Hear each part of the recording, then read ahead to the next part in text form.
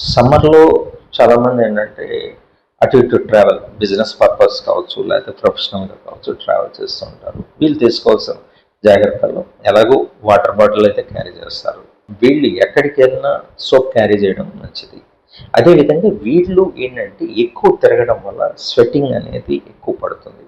2 times, 3 times స్నానం చేసినా మంచిదే. ఎందుకంటే ఈ స్వెటింగ్ అనేది ఎక్కువ పట్టినప్పుడు కొంతమందిలో ఏంటంటే ఫంగల్ ఇన్ఫెక్షన్ రావడానికి అవకాశం ఉంటుంది. కాబట్టి అలా మీకు ఎక్కడ ట్రావెల్ అనేది ఎక్కువ చేసే వాళ్ళకు వాటర్ ఇంటేక్ చూసుకోవాలి. డైట్‌లో స్పైసీ ఫుడ్ లేకుండా చూసుకోవాలి. ఎందుకంటే స్పైసీ ఫుడ్ అనేది ఎక్కువ తీసుకోవడం వల్ల మళ్ళీ చెమట అనేది ఎక్కువ పడుతుంది. కాబట్టి స్పైసీ ఫుడ్ తగ్గించడం.